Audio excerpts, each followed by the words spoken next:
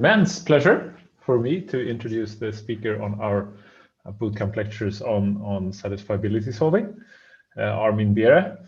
And the only thing I'm slightly worried about is that the presentation of Armin will take up like all the available time because there's so much to say. So I'll try to keep it somewhat brief. So Armin is at the Johannes Kepler University in Linz, Austria.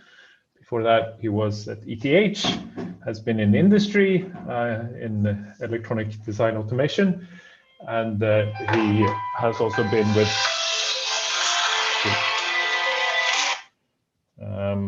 sorry about that. Was a postdoc at Emmanuel Clark's at CMU.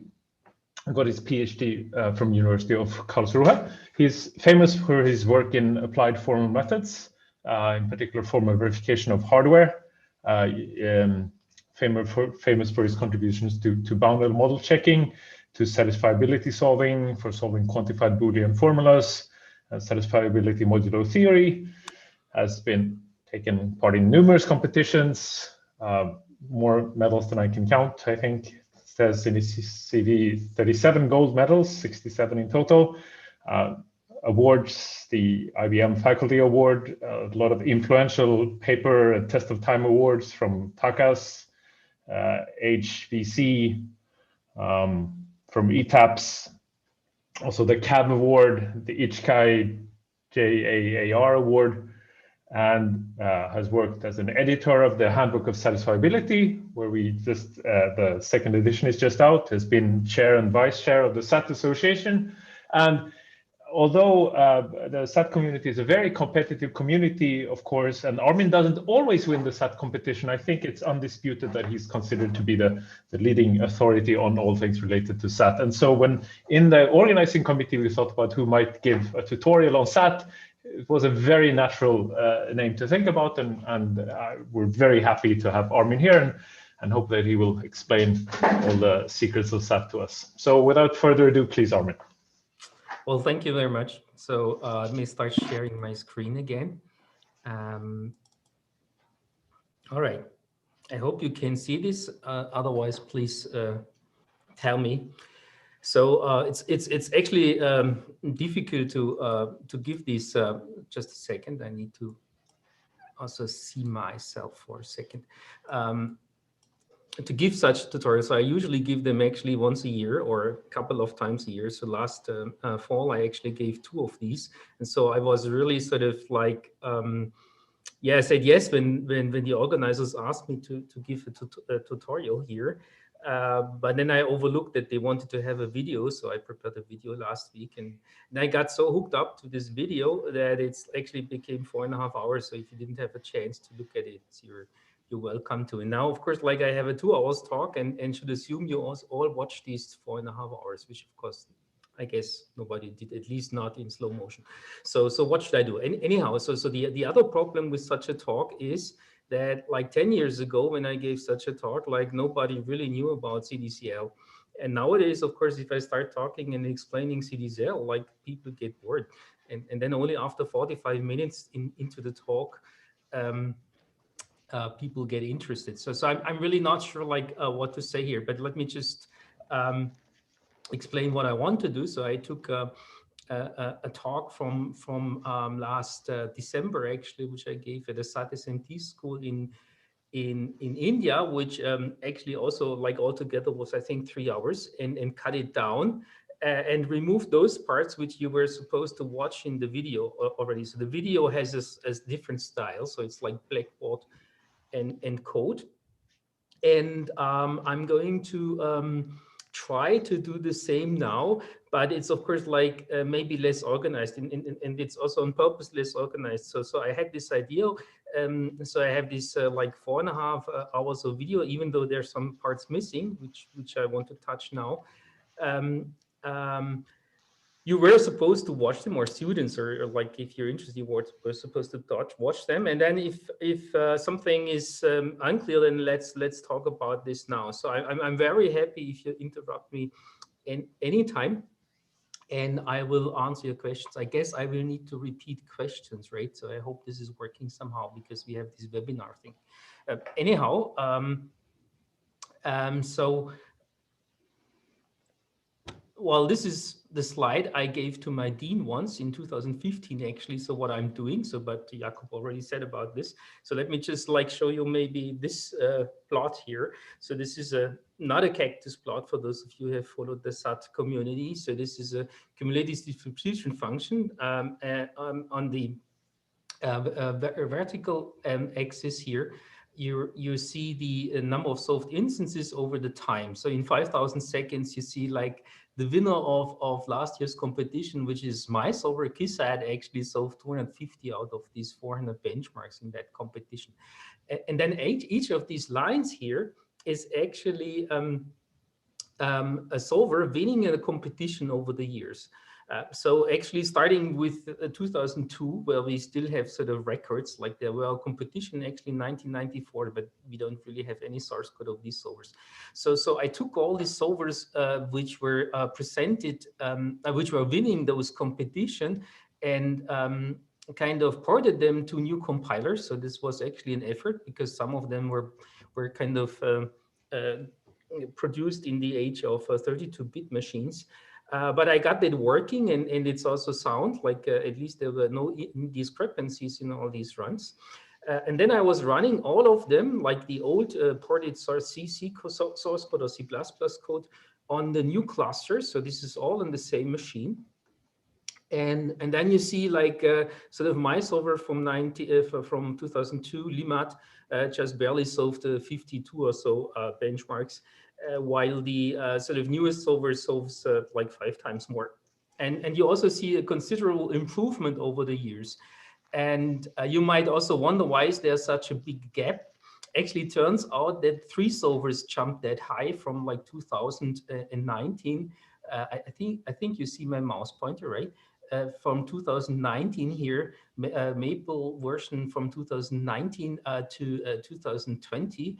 But I don't show them here. So this is really only sort of the top, the fastest solver over these years. Usually in the SAT competition, there are like 50 participants. Of course, this would not fit on the slide. Okay, and yeah, in 2003, for instance, we were missing something, which is siege, and so I only have this Bergman there. Anyhow, so there was a big improvement. I posted this on Twitter, and maybe some of you saw that.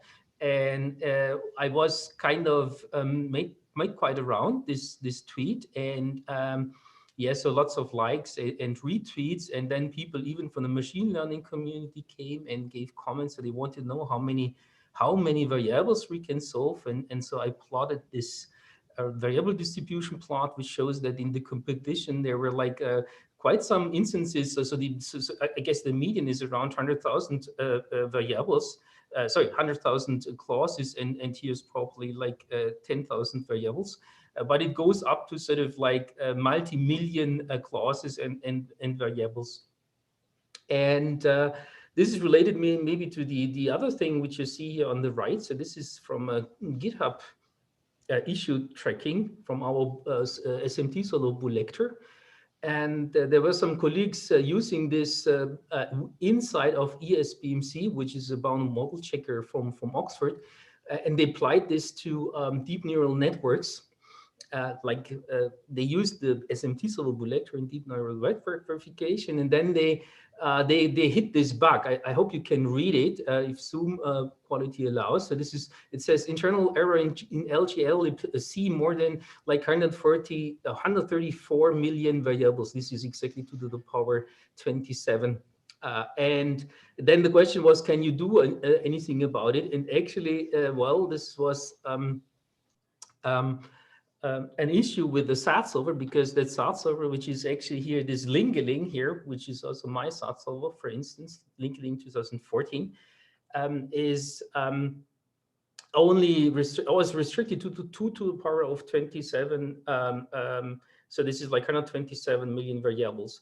And they really run these large instances. I assume they have a machine with 256 gigabyte memory, because otherwise Lingeling would not have that limit. So what's really interesting about that is really the case now that we are hitting in SAT solving the limit of 32-bit, right? So people are using SAT solvers for things with more than say 2 billion variables, which is quite amazing, I think. And currently, I don't have a SATSolver which supports 64-bit variable indices, but I assume before I retire, this will be necessary. All right, so beside that, of course, like as Jakob already said, we have been doing this handbook. So this is the one from 2009. And this is together with Marijn Heulin, Hans van Maren, and Toby Walsh.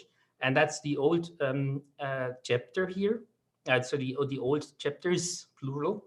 And we have like 29. And maybe the next thing I can brag about is this thing in 2012. So this is Trento. And you see here a couple of people. I'm not sure like people are in the audience also. So this is Marijn in the front, John Franco, Roberto Sebastiani, and this is Donald Cluth, who was visiting the SAT community back then in Trento. Shao, me, then it's like Holger Hoos, Carsten Sins, and Fahim Bacchus.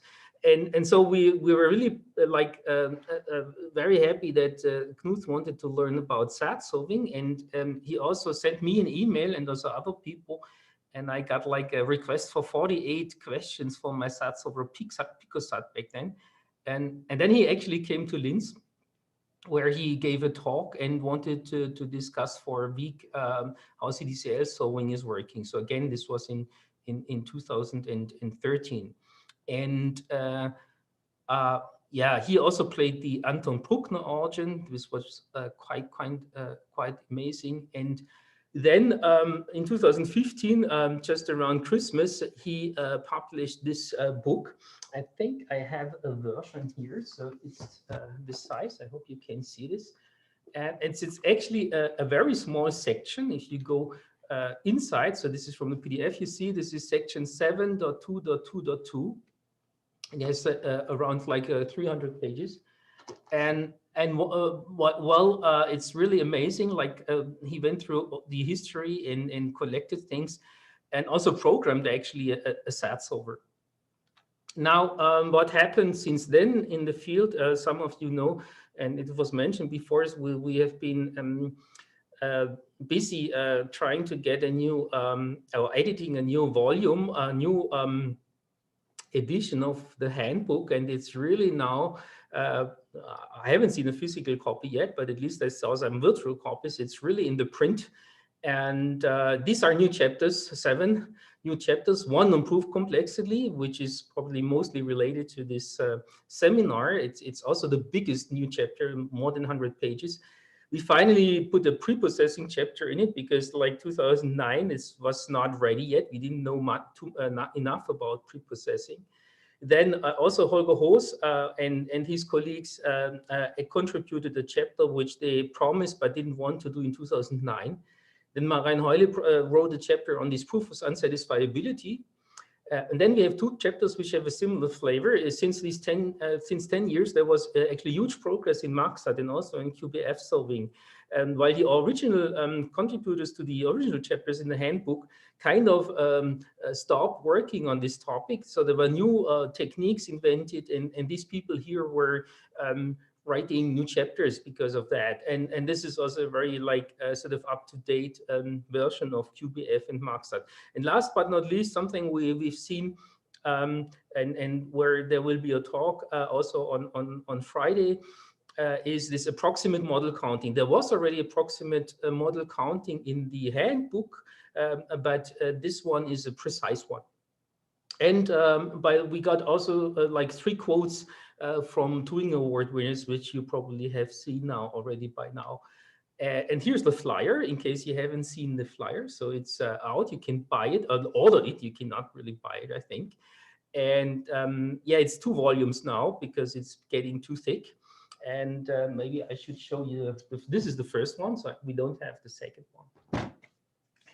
All right. So, but now maybe technical. So what is practical SAT solving? So this talk is called SAT solving. And I usually have these sort of like 3 things, and often I only give a talk on one. And in essence, in the video, which I taped on Friday and which you should find on the web, I talk about encoding and search. So today I'll repeat a little bit from this encoding search. My hope is that you will ask questions, and then I can like deepen some of these things I didn't explain in that video. But I will also want to talk about proofs, sort of more from the practical side, and also show some code. Barely an hour ago, I was able to fix this SATSolver, which I implemented for this seminar to also produce proof, and I want to show you this. All right. This was a take-in transformation. I don't want to say much more about it. So this is now for again this distributivity law I said in the video, but to have everybody on the same page, right? So we're having circuits in general, and we introduce internal signals, these X, U, V, W, and Y, and then we can compare whether the two outputs are different. This is an XOR gate, and then this circuit produces a one if and only if you can make this pink and this yellow circuit different with setting values to ABC. And because this distributivity law holds, this is not possible. And now, how do we get this to SAT? Well, you introduce sort of local constraints. And this part is really sort of amazing. When I first learned about it, this was in 98. We first thought like when you do a SAT, you always have to sort of like get things into a negation normal form, and it will be exponential. But this Zetin transformation is kind of one of the secrets why SAT solving actually took off and can really scale. So because this operation is linear in the size of the input, and it extends actually to other domains. So if you want to model a C program instead of such a circuit, you would do the same thing. For each variable, you would introduce such a local constraint, like this variable is maybe computed by the program, and then this is not an AND, but maybe an addition or something else you could do with two variables. And the same principle applies. You just take sort of these local constraints and you conjunct all these constraints because they then encode the semantics of the execution. Okay, and then there's a step where you take sort of these local constraints, you need to get them into CNF, and I'll show this here, but this is like many ways of doing this. This is kind of a more like manual way of doing it. And then you can do it for many different operators. So you can do it for negation, disjunction, conjunction, equivalence, and so on. And then already in the video showed how you would do this maybe for like higher level operations like addition here for bit addition. And this is in essence just amounts to sort of like implementing hardware for doing this operation. But I assume everybody knows that. So this I didn't discuss in the video, which I think is still like from a kind of engineering perspective, very important is like, the input where you sort of formulate something, like in this case, it's not even your neural network or like a bit vectors. No, it's like sort of the input formula format of our SMT solver. And then in order to get this to SAT, you need like lots of steps. So there's like lots of rewriting optimization going on.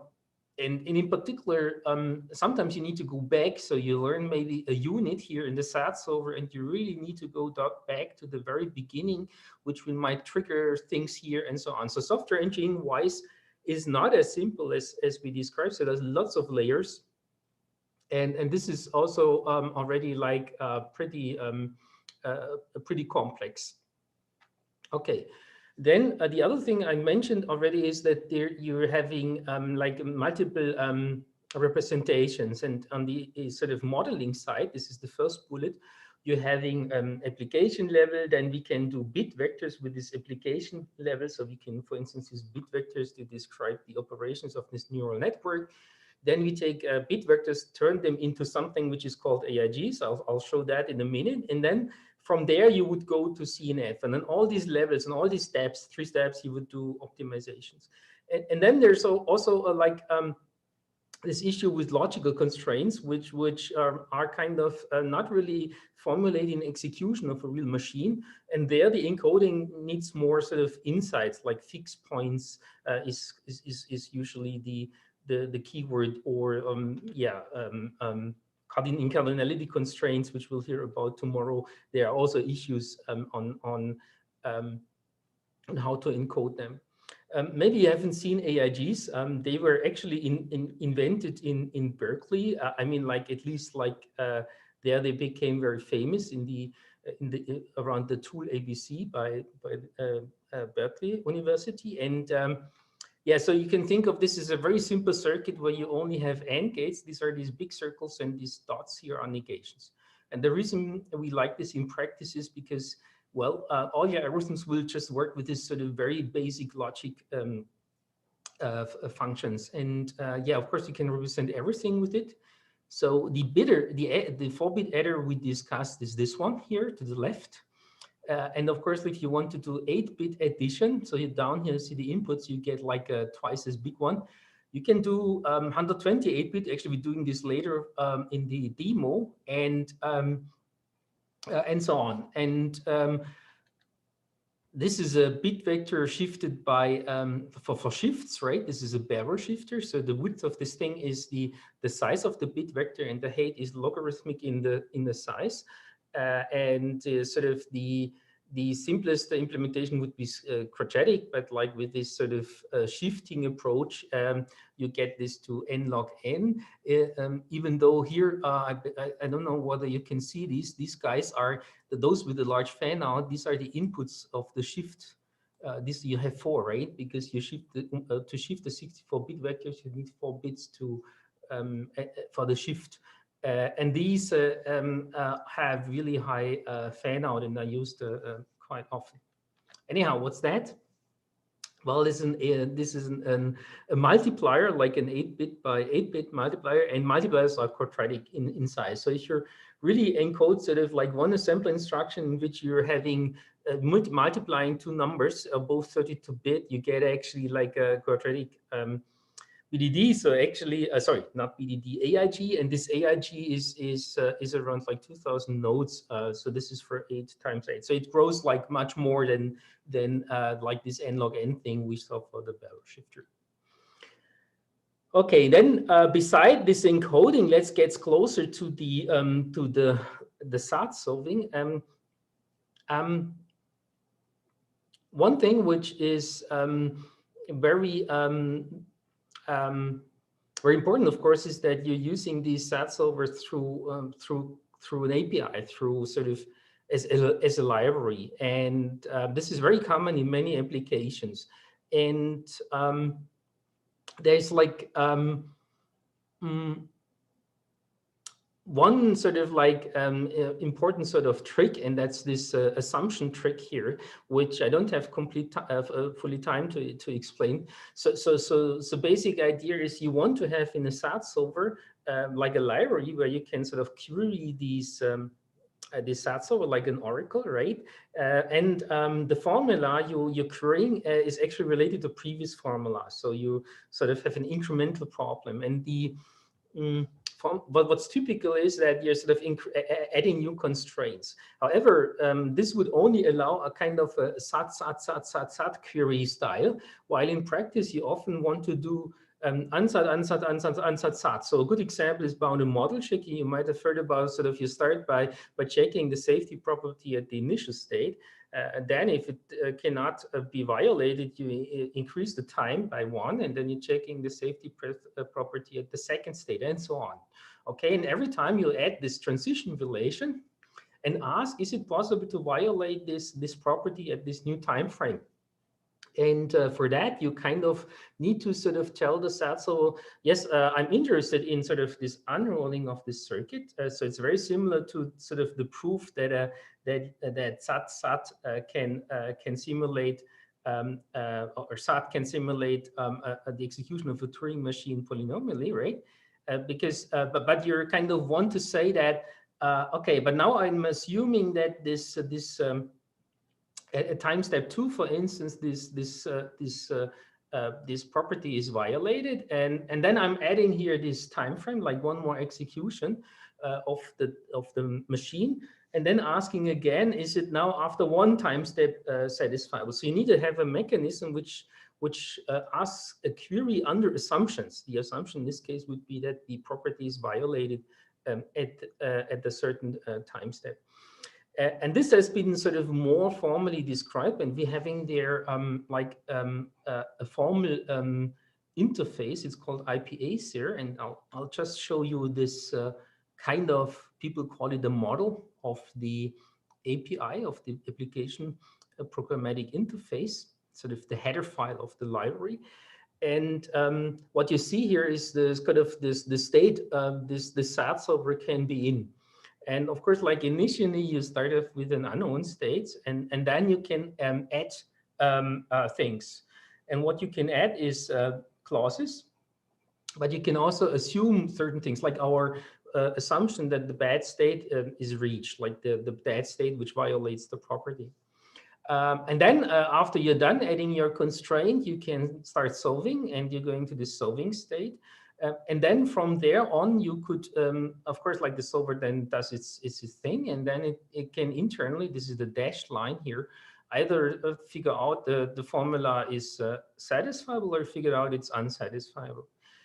And then in both cases, so that's why I like this picture, there's like a symmetric query possible. So you can ask in the satisfiable case for a model for satisfying assignment, like value means like get me the value of one variable, okay.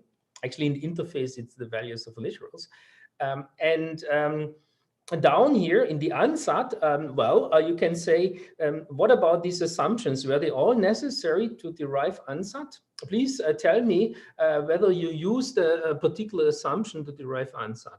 So this is not precise. So it might tell you, okay, a variable like an assumption was necessary to derive unsats, but it's not strictly logically necessary. It's just like that the solver used it. But of course you get, so this failed here is kind of an over approximation. With that, you're getting coarse, unsatisfiable subsets of the assumptions, which then can be used for many applications. It's kind of one of the core technologies also to implement core-based max-SAT solvers, and in many applications, this is a very important part. Anyhow, like if you now stopped investigating the model, or you look through the failing assumptions, and you want to go back and add new constraints, then sort of like the current incremental solving is over, and you can add new constraints and so on. Of course, like if you ever add an empty clause here, this thing remains unsat forever. Okay. This is then the interface in C, but like if you're not a C person, this will not help you much, and therefore I want to go much into this. But now maybe to algorithms, but probably I don't know how it works. But if there are questions now, maybe it would be a good time. But I cannot even see. We have a question now, I think. Let's see. Robert is asking if there is an equivalent of a REPL, a read, evaluate, print loop for any of the modern SAT solvers. I've looked around in the past, but I couldn't really find one. This is what I've always wanted in order to play around with one really interactively. What? Like, can you elaborate on this one or repeat the question? So something, okay, I think he's looking for, let's see, something where you can repeatedly choose which variable to branch on next, and then have the solver pause. So really fine-grained control, apparently. Yeah, very good point. This is a very requested features, which I have only in Lingeling, but lots of people, I'm not sure there's some in the audience here, but ask me to put this into Critical and KISAT. It's actually also a very important feature for kind of SMT solving, and that's also one of the main reasons why people actually in these SMT solvers, well, maybe except for Bulector, really rely on old versions of SAT solvers, because they hack this. So what you really do is you're providing something which is called kind of implied. And then you're kind of guiding the SMT solver, like by sort of really choosing the decisions what to do next, and then not the SMT solver, the SAT solver, and then do the propagations. And then of course, like yes, we also use this in once. Actually, I have some application ready for the demo, but I don't have that implemented. Like it's called combinatorial testing, where you can also make use of that. So, for instance, the PySat interface by Schauer and others is actually uses this as a kind of abstraction of the SAT solver doing that, because that's an important feature in Max SAT solvers. So yes, this is existing and heavily used in many applications. So, but if I understand the IPA SEER like API correctly, there you can give the solver your assumptions, but then you let it just solve, and it will only return once it finds SAT or unsat. So the reason why so this IPA, this design of this IPA SEER interface was in such a way that it's as simple as possible and semantics are completely clear, right? So if you go back to this picture, this is even you see I didn't talk about find points. So for instance, the find point here is that you will forget assumptions when you go back to the next unknown state and things like that. So even the simple model you see here has all intricate semantics. Now, as soon as you add more complicated API functions like the one we just discussed, so actually in Lingoling, I call this ones implied, right? So you can sort of like get implied literals and also pick the decision. Then semantics gets really tricky. And then if you do a competition on that, so we're doing a competition with this thing, people disagree on semantics. And that's why we didn't add this. The only thing which I didn't talk about, which was added, is this interrupted here, because that is very useful for parallel SAT solving. So you can sort of interrupt the SAT solver in the middle of solving if you find like another solver like running in a parallel thread is. So the answer is, the reason why we don't have it in it is because like it's like we're really reluctant to add like more complex functions to it. And it will no doubt make you happy to know that Robert is asking for even more. So, and I think he has a good point, like coming from the theory side, so I'm quoting Robert now, it would be a dream to be able to choose like decisions and maybe also to govern like in fine detail whether the solver is allowed to propagate or not. And when it reaches a conflict, like maybe it knows several conflict clauses, I get to choose which one it should do the conflict analysis on, something like that. Yeah, but this is so, yeah, I mean, like in SMT solvers, people do these things all the time, of course, right? And, but of course they hack a SAT solver, right? That's what was my argument. So it's like not easy to do this sort of like in a sort of like nice, beautiful, generic way. So I fear like if you want to play with that, you probably want to hack the SAT solver, but like the SAT solver I presented, the SAT is maybe a good starting point for doing that. Of course, like I'm also happy to help here if there's some need for doing things like that. But what you're saying is that if you just take like a standard SAT solver, then going that deep inside it, it can actually get pretty messy, and it's not even clear that you can like cleanly do a unit propagation by unit propagation, say. Yeah, so you will break, of course, invariances. Like all these SAT solvers have sort of built-in like assumptions which break if you use them in a different way. And then of course, like SAT solver was used for different purposes. And then like if you use it for an SMT solver, it needs to have like certain things. If you use it for hardware verification, it needs certain things. If you use it as a backend for a Max SAT solver, it has to be completely different. And then of course, like what people do in practice, like in sort of in applications, either invent something around the SAT solver, which is also happening quite often, or they hack the SAT solver themselves. So Pratik Chakraborty has a question. What is an example of a situation where you would want to add assumptions from the SAT state in the IPA SEER model? So there's an arrow. This is the very like it's called like for instance, you want to find a MaxSat, you want to solve MaxSat, you can of course start off sort of with the local search and find the satisfying an assignment, right? Like any optimization, but then you haven't found the minimum yet. And then you start from the top and you say, okay, so I found this bound, like I found an upper bound, and now let me assume that this upper bound, that there's a solution which is smaller than that, which produces a lower bound, a lower value of, than objective function than the upper bound. And then you get back sat, and then you need to go again and try again. Is there even smaller one, right? This is like the most typical sat, unsat version. Of course, like also for this optimization, there are unsat like core-based approaches where it's the opposite. And they usually are better for really getting the precise lower bound for this.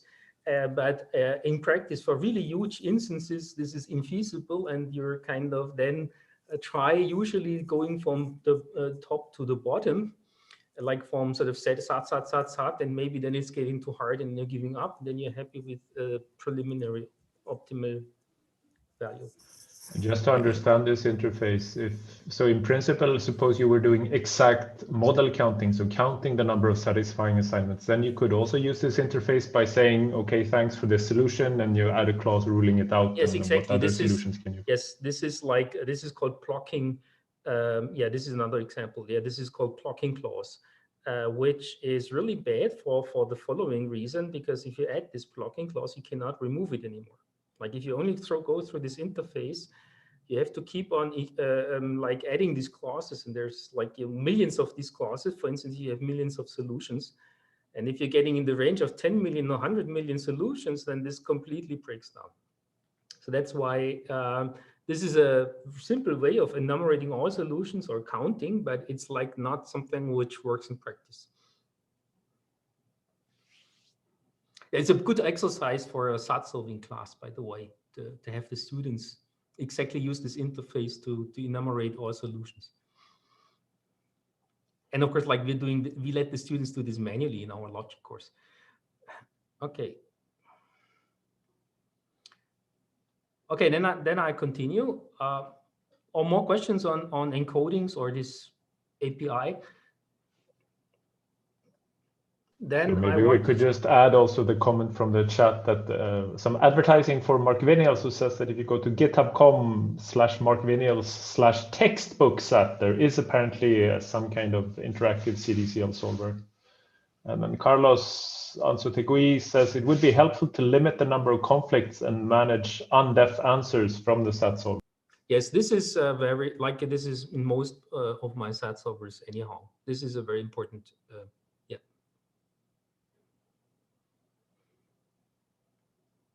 Okay, then how do I get?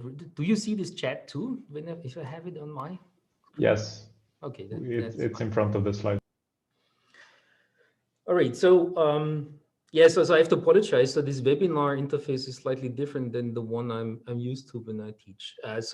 Anyhow, so I'm here, like you all know this. So I just want to make here one point for the history.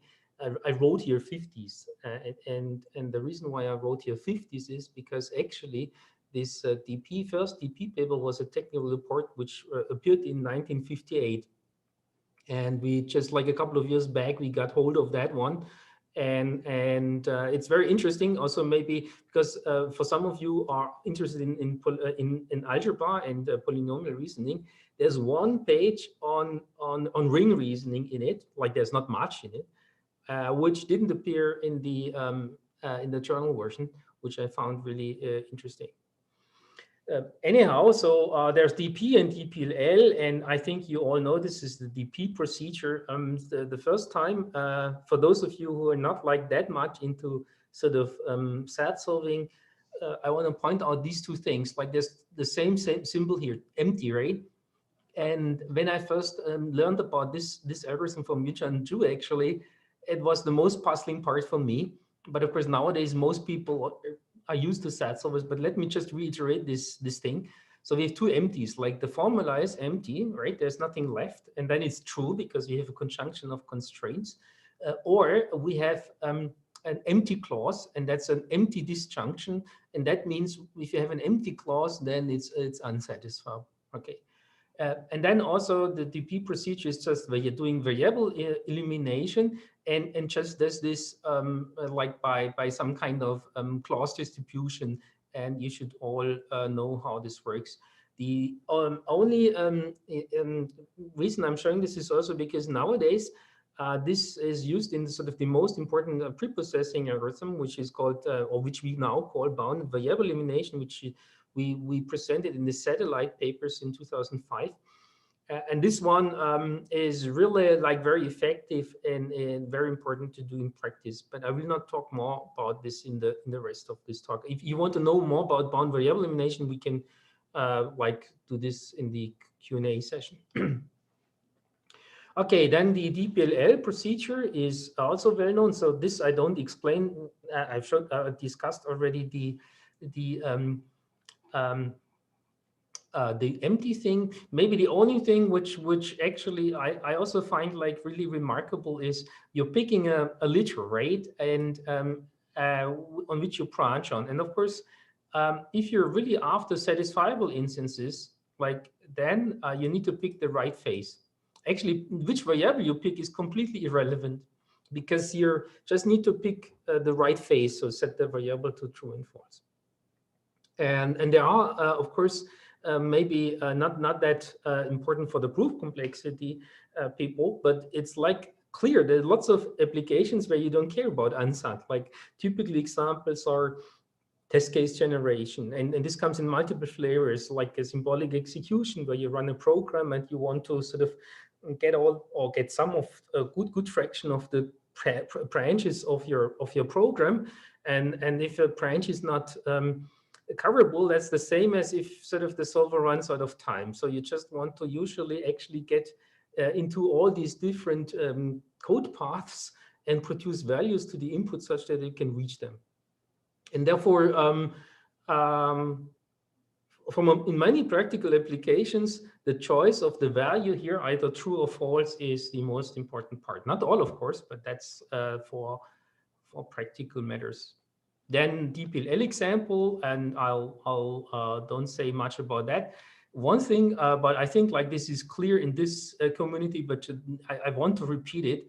These SMT solvers, which are used in many places, so maybe you haven't seen that, because I actually Byron Cook twittered a very in his tweet he had a link to a 2 hours video of the CTO of Amazon.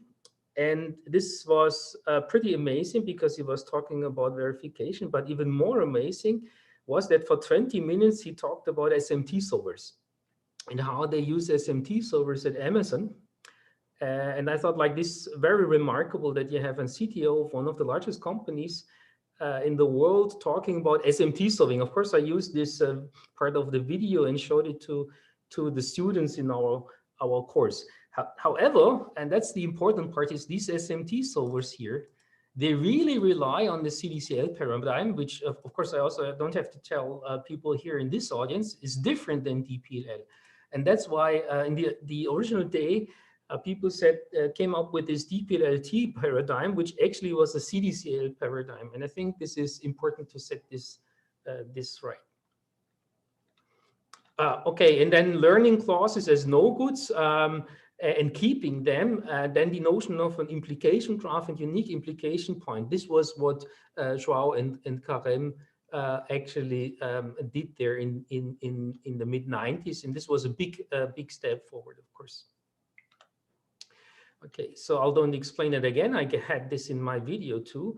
And just also like very fast. So here's again this sort of implication graph I also show in the video. So if you look at this, for instance, then it means like here's this literal t, which is assigned to true, or variable t assigned to true, and it has these 3 incoming edges. So that's why it corresponds to this clause here, right? And then the conflict here, that's just a binary clause which says y and z cannot be true at the same time, which is this one. Okay, and this is how you build sort of this implication graph. And then you do resolutions in this implication graph by actually going backward, kind of topologically from the conflict towards the decisions. So here, like for instance, y was here in the conflict as kind of a source or antecedent, and now it's the destination or consequence. And this means, like, if you look here carefully, that these two are actually of opposite phase. And it turns out that because all these literals here are true, except they can be resolved. So actually, these clauses you see down here, the conflict clause here this one is false, and then the reason for this y, this antecedent, is a forcing reason for the variable which you can resolve on, this y here, and the rest is also false. So if I do this resolution, I get a new clause, which, well, this single true literal is gone, and I have again a false, an all false clause left. Okay, and then you kind of imagine how you continue doing this. So this corresponds to a cut. That's what I also wanted to say. And I get a new clause. And then I can continue by resolving with this t, right? T reason here, which I discussed before, this blue one. Right, so this is the reason for t, the left one. And then I can resolve this with my previous resolvent. And then I get the one here at the bottom. And this corresponds to another cut. So yes, the yellow thing is a cut which separates the decisions from the conflict. Okay, and I do it once more now with this binary clause, which says x implies a z, right? And nothing remarkable happens here. Now something interesting happens. And what's interesting here is that I resolve here this x here, right? With its reason clause here. And the side literal here of this reason clause here is already in the other resolvent. We call this a self-subsuming resolution. Why self-subsuming? Because if you resolve it, then this thing here, the other literals in that clause, except for the resolution literals, are already in the other clause with which you resolve. And therefore, that the resolvent here is a subset of this clause and subsumes it. So in principle, if you have such a situation, you could just sort of eliminate. It's the same as eliminating this not x from the clause, and that is guaranteed to happen in CDCL because if you just resolve away everything here on the lowest level or the highest decision level down here, at one point you need to reach the decision here R, and that's of course only one literal then from decision level, and then if you resolve all of them are gone, right? And but the conflict is guaranteed to have two literals from the decision level. So at one point you need to kind of shrink and resolve the same literal again. And when this happens on the current decision level, you get to a special situation, what we call, or what Johannes Carême called a first ULP call, first ULP. That means a unique implication point. Like for more theoretically inclined people, this might, you can also call it an articulation point of the graph here on this lowest level. So it separates the lowest level, so ignoring these edges which cross this dashed line, into disconnected components. And of course, there might be multiple ones. So it might like flow up and down, okay? But you stop here at the first one, and that's like the clause we would learn, which I hope you have also seen before. The thing which might not be in standard text is the following. So, okay, when I learn this first UIP clause here, right? So I'll just go backward until I only have one literal left in the resolvent from the current decision level. Then this is really the best clause you want to learn. And you see this probably here with this, what I marked here as back jumping.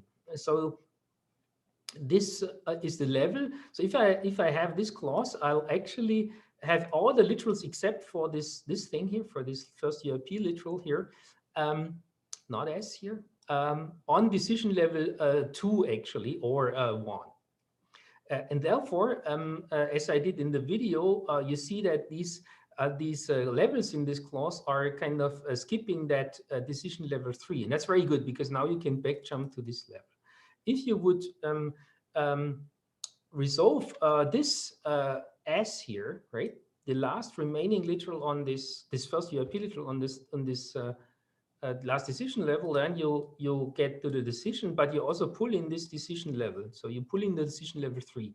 And that's not good because now you can only backtrack here to by one level. And also this implication graph gives you that for free. So that's why we should go actually use this first UIP clause we discussed before. Okay, so this is just again a rehearsal of what I said in the video. So one thing what I want to show you is minimization that I skipped in the video. So if you look at that first UIP clause, it's this one here. And at this situation, you see that this I here is implied by a binary clause. So H implies I, right? So H implies I. And again, I have this self-subsuming resolution, right? But now on a higher level, right? Not, on a lower level, decision level. So not here on this highest decision level. And therefore, I can actually replace, if all the literals which are beside the I are already in the clause, like in this case, it's only H, I can just drop this I from the clause. I drop this I from the clause, and I get a shorter one, the one which corresponds to this yellow cut. Okay, and this seems already pretty cool. So, but you can actually do this also recursively. What we just saw was called local minimization, where you really assume that all the other literals in a reason clause of a literal which is in the clause are also in the clause. Then you can remove that literal. This is not true for H. You see, like H has G in its reason as antecedent, right? But it also has E. And E is not in the clause, right?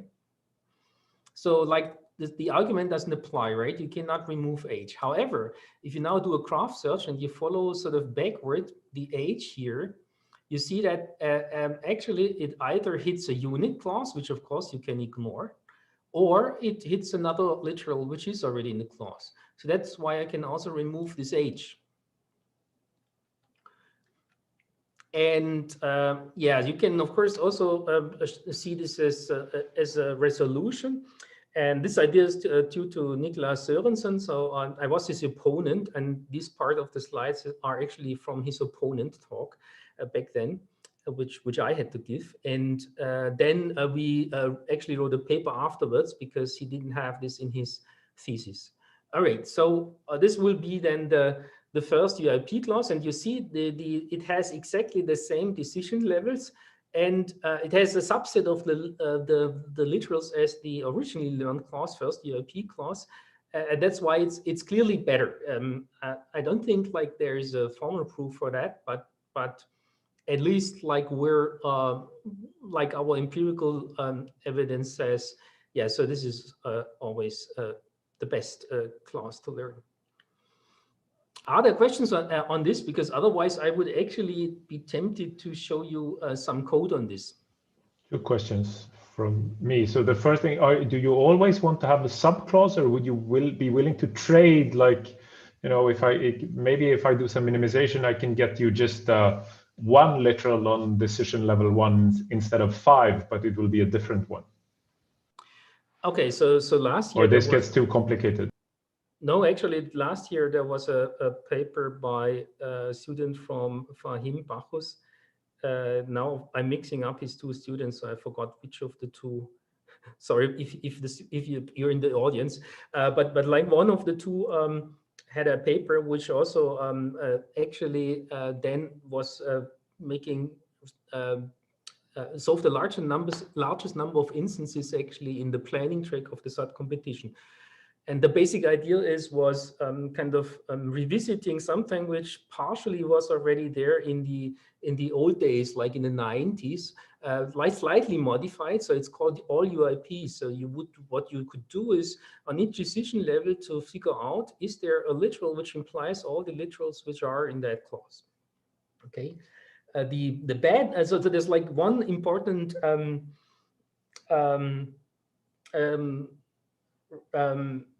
one important sort of like condition you still want to meet. And the condition is that when you kind of find it's kind of a dominator, right? A dominator which dominates all the literals which are in these learned clause in that certain decision level. Then it would be good if this domination would not pull in more decisions from other levels which you actually did not pull in yet. Like you see this S here pulls in this decision level 3.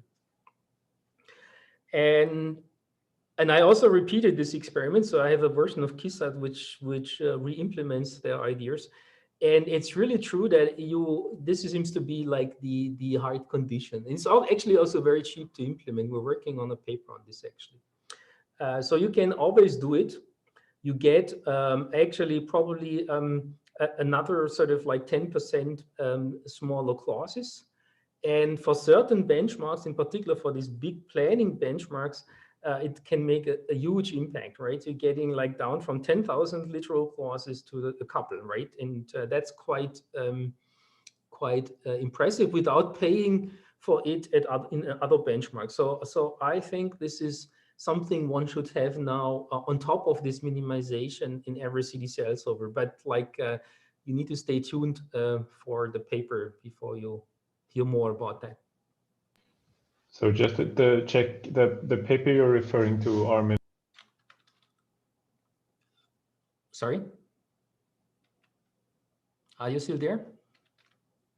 Yes, I am still there. Just the clause size reduction with all UIP yes, learning. Exactly, yes. By so Nick Feng and Fahim Bacchus. Another question is do all solvers, would you always do recursive clause minimization? Or is it like, or is it sometimes too expensive, or you always do it? You always do. It's actually pretty cheap if you implement it correctly. And that's why I want to show why I want to show the code, because it's actually arithmetically quite interesting. And actually Donald Knuth had ideas, and Ellen van Gelder had ideas. It's not like something you get right in the first time, and there are many algorithmic ideas which go in there. It's not deep, but it's interesting. So I want to show that code if you want to. What about that, or are there more questions? I cannot keep this chat open. That's the interesting. Oh, Maria has a question. Hi, Armin. Thank you. I was wondering if we learn only the assertion clause, how will self-subsuming resolution help us? Because if we learn only the assertion clause, we do not keep the intermediate resolvents anyway. So the fact that one subsumes its predecessor won't make a big difference. Am I missing something? Thank you. No, that like the self-subsuming resolution comes up in many places. That's why I mentioned it. Like here, like it's the argument why at the end you're guaranteed to find this first UIP. Because as I said, right, at one point you will need to do a self-subsuming resolution, because otherwise you cannot get rid of this, because you have two literals on the current decision level, as you see in this picture, right, Z and Y. And at one point, like when you do resolutions, you will need to end up with one. And then this is like, at this point, you find the first UIP clause, if you do it in the right topological order, of course. And this is one reason. Then the same principle relies behind this self-subsuming resolution. I think Konstantin Korovin actually came up with exactly the same idea in the context of instantiation-based in-scan calculus, right? I think he calls it global subsumption, but it's exactly the same idea. And the third occurrence of this thing is in something which is called on-the-fly self-subsuming resolution. And this is very related to what you just said. Actually, while you do these resolutions here, you can kind of, you see, like we never did this. In the solver, actually, this is implemented as a graph search by marking literals, as you will see in the code, right? But you could, of course, keep these resolvents, like you maybe here. This one is the longest one, even though it's a minimization. And if you would have these resolvents, you could check whether you were in a case of self-subsuming resolution, but you would be most interested in if this happens on this side, right? On the antecedent side. If this resolvent would be smaller than the antecedent, that means you can strengthen this, this antecedent. And that happens in practice actually quite frequently. And it's very cool when this came out. So like two independent groups invented this independently, I think in 2009. And it helps you kind of, well, you just do CDCL search to remove literals in learned clauses or in original clauses just on the fly. This is really cool. And it uses exactly the same principle. And Yo-Chung Han, which was the student of Fabio Sormencis, she actually also use this for preprocessing, where you can do the same trick. So if you do sort of variable elimination and you figure out that the resolvent is shorter than one of the two antecedents, you get like a self-subsuming resolution. Even more, you don't need to really represent this resolvent. You just need a counter which counts sort of how many resolvents, how many literals are still left on the current decision level. And then you of course have the number of literals which are in the clause which you use as antecedents. And if this counter then is smaller than the size of the clause which you just resolved, then you know for sure that this triggers. So it's a very cheap technique, which is quite amazing that that's possible. And that's implemented in KISAT, but it's not in Kedigal because it breaks a couple of invariances. And if you want, I can elaborate on that, but yeah, maybe not because it's getting too detailed. Armin, there's another question. Are there SAT solvers which use processing on the collection of all binary clauses in the formula, asks Victor Miller. Oh, yes. We had worked on this for many years, actually. So it, and also not just us, but I would need to refer to the handbook chapter. So this is one of the reasons we have now pre-processing chapters, because like in the last 10 years, we looked at many different ways of doing this. And I'm still not over. So I have one technique I'm working on currently, which people completely forgot. And also, maybe you're not aware that since 2013 we have these SAT solvers which do in-processing in winning the competition, and they have been using actually one of the techniques we invented. We called unhiding, which also is kind of a very funny technique which goes through the binary implication graph, we call it. Does a randomized search on this binary implication graph, and this way gets kind of a tree, and then this tree sampled from the DAG of binary implication can be used to do in constant time removal of literals while you pass over the whole formula, and this scales to millions of clauses. And there's a paper at CPIR 2013 where we describe it, but the whole history we finally wrote up half a year ago in this pre-processing chapter, which I recommend to. Well, it's there's a whole section on all these papers on binary clauses, and things have been reinvented, and there's things which go back until the 80s. So it's a very interesting topic. And since we're halfway through the online part of the tutorial, there's a suggestion to have a short break, if it would work with the flow of the lecture at some point. Yeah, sure. So how does the breaking work? I stop sharing and then? So should we have a 5-minute break now? So let's then have a 5-minute break and reconvene in 5 minutes from now. All right.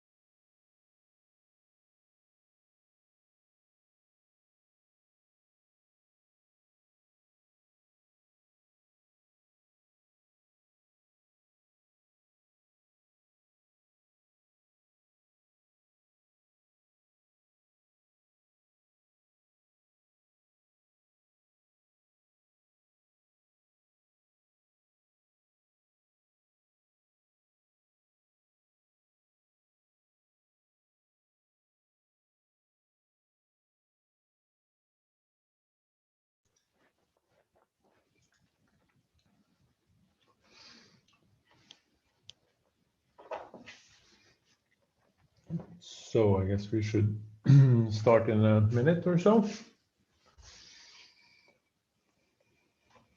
Okay. Should I start sharing screen again, I guess? Yeah, why not? According to my watch, there's like 1 minute left of the break or so.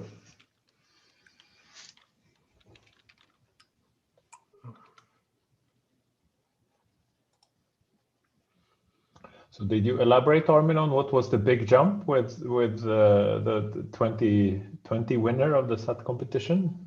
Yeah, so the secret technique. Yeah, so it's actually related language is another paper we have to write. So let me, where's my slide set here?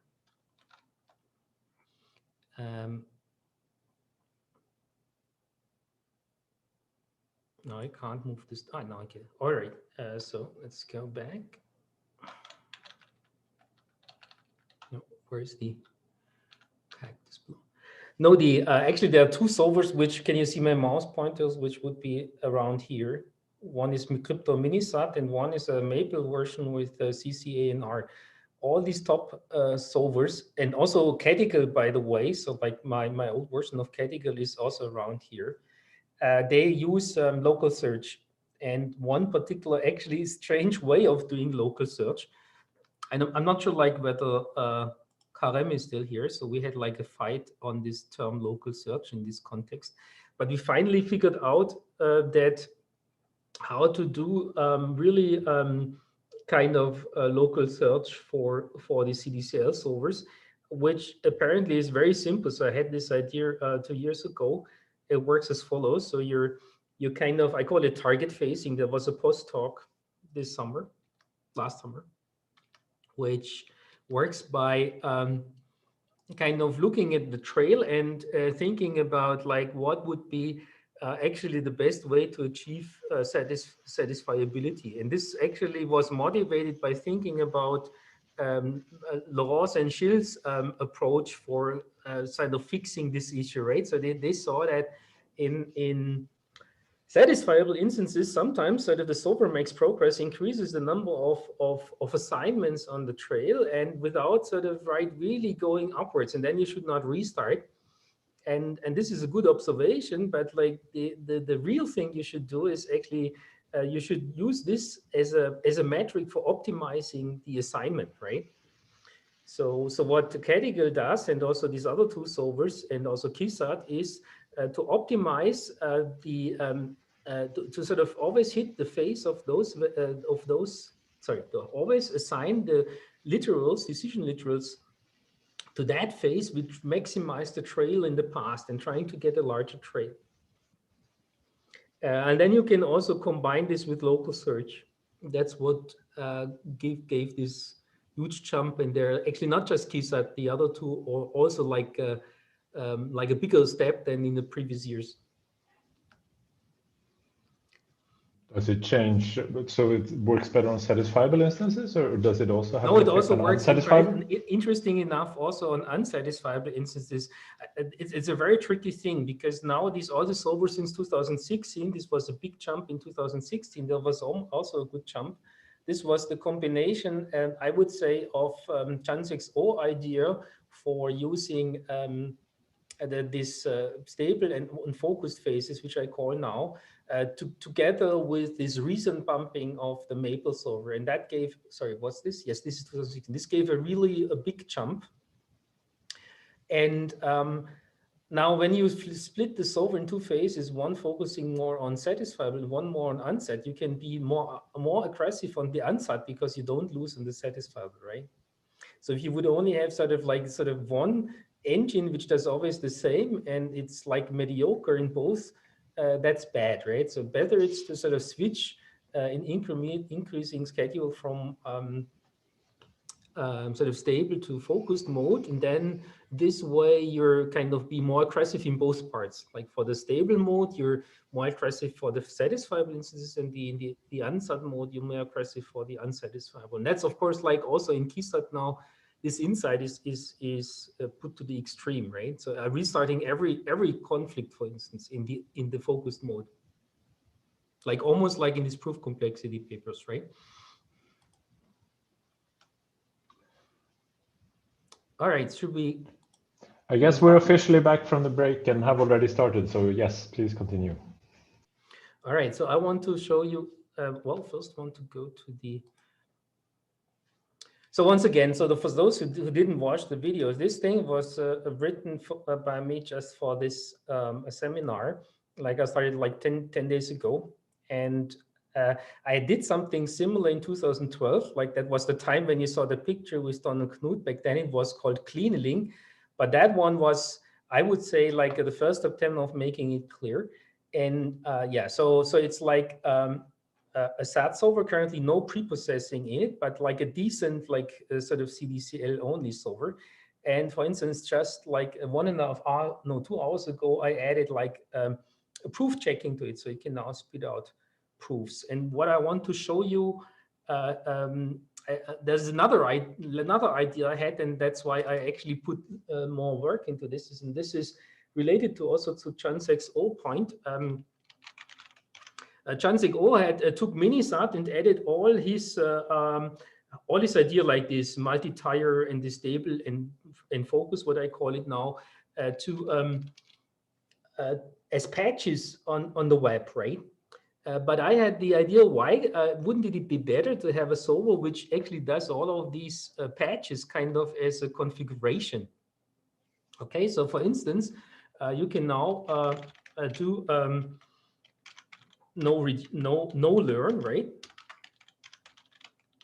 And this completely switches off learning in this solver. And the point is that there's nothing else, nothing left from learning. So it's completely clear that you didn't do anything sort of by just sort of like wasting sort of code or cycles which was related to learning. And now if you, for instance, then ask the SAT solver and you run it on a CNF, which is CNFs plural, sorry, CNFs, then it takes like 1935 conflicts. If you do the default version, you're getting 127 conflicts. And actually, for these bigger regression tests, which there's this thing, probably you can't see this, so I need to move that. Like for 16, the version without learning already is getting much lower, like 10,000 conflict, while the other one has way smaller. Now the downside of that is you need to get these that solver, of course, correct, right? So for all these different combinations. So once again, so the thing I currently implemented is no blocking literals. So I didn't talk about those yet here, but like in the video, then there's like compact data structure, which completely removes binary clauses. You can disable learning, which of course will also disable the next one. So there's an implicit relation. If you disable learning, you will also not do database reduction. You can disable restarts completely, take all the code out for restarting. Then this is something special for variable move to front, which I fear I will not have time to finish until our time's up. Then this is the stable and focused mode I was talking about, right? And there's another like low-level optimization. There's like also, and in order to test this, I implemented the pairwise tester, which tests like all these all combination of pairs of options, and then runs the test suite on this thing. And if you run just the test suite as you would usually do, you're just getting, so I have a slow machine here, sorry about that. You're just getting a set of regressions running, right? And these regressions will, of course, then be run for all these different configurations. This has also actually uses a SATSolve inside this combinatorial testing for generating these like interesting configurations, like all combinations of pairs. But of course, you can also, and that's what I usually do if I do a release, like combine all 4 versions. You can't imagine how many bugs you actually find this way, right? And this is kind of, I think, really needed in order to really claim that you have sort of removed, for instance, here, restarting, then this low-level optimization, no learning, and no blocking literals, right? Yeah, I haven't done minimization. I should do that too, I just figure. All right, now to this minimization thing. And yeah, it's supposed to be documented well, this solver. And maybe I should start to minimize.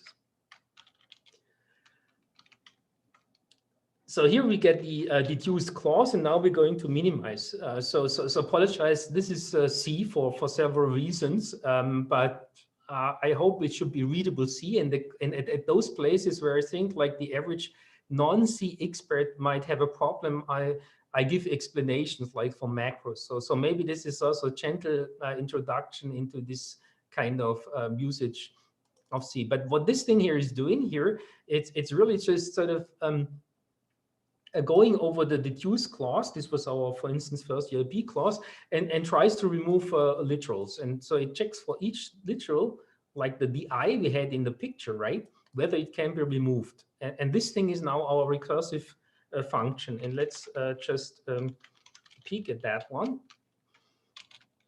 Okay, and basically I'm using here this Poisson thing, which says, okay, this is an idea by Ellen van Gelder, described in a paper from 2009, where because you this function minimize literal, which is recursive, it calls itself here, so it's kind of a depth first search of the implication graph, and this function is called from every literal in the clause, right? We're trying to minimize, and therefore, if you start a depth first search from scratch every time, you have a potential of traversing the whole implication graph every time from scratch, right? So it's like not kind of linear implication graph anymore, this minimization.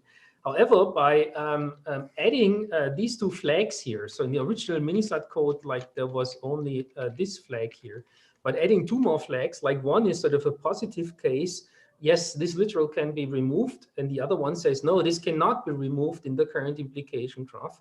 You actually guarantee to have a linear algorithm for this minimization.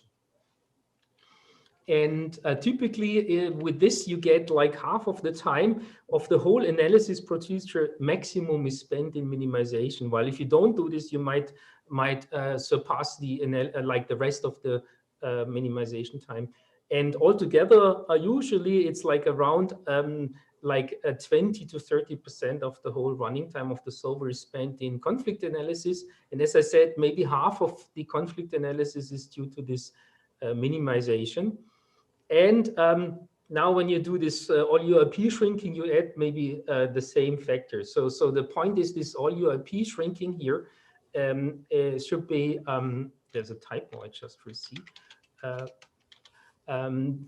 This all ULP shrinking is good enough so that it gives you so much benefit that you can sort of make analysis time 30% slower.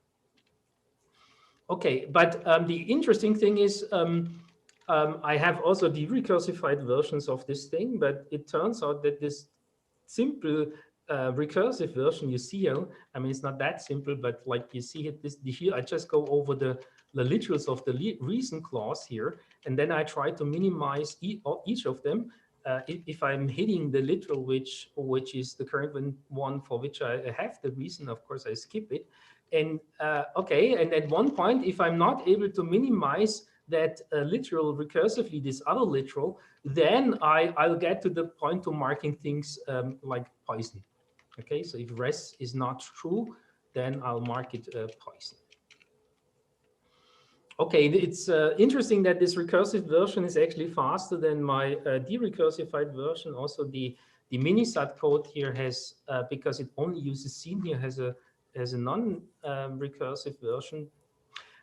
Yep, and yeah, the only thing which makes it possible and which you have to be careful is, of course, to limit the recursion, because we're having huge instances sometime, and yeah, so source C stack size is limited, so that's why you need to put a limit here This is currently at, I think, like 10,000 or so, like 10,000 depth.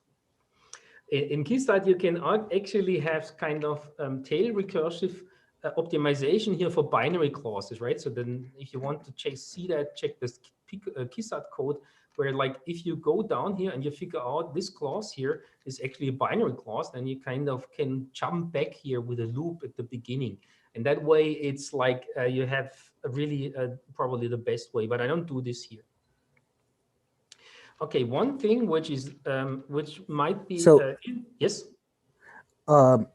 You mentioned the performance of SATS. Is that, this is Vijay here, Armin? Hi, Vijay. Hi, Armin. So the question was, you mentioned that it is the recursive version performs pretty well. Was that against the SAT 2020 benchmark, or? No, this is like this is, by the way, in Kepler and KeyStat the same.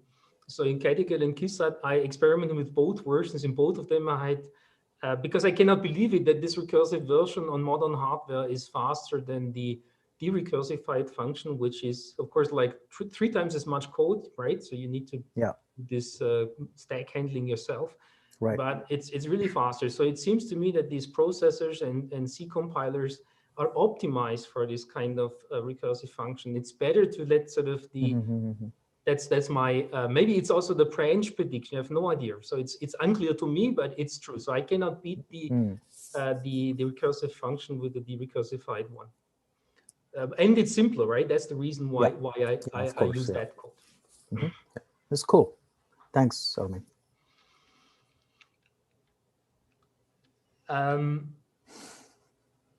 Yeah, and there's this is Poisson idea, as I said. This is due to Alan van Gelder, right? And Donald Knuth has another idea. So this is only in KeyStat, which is counting the literals you see on a certain level and things like that. So if you really want to understand this, and there's more detail to that, you should probably look at the category code, where I also give lots of comments. So here's like the comments are a little bit terse, but you will get more understanding there.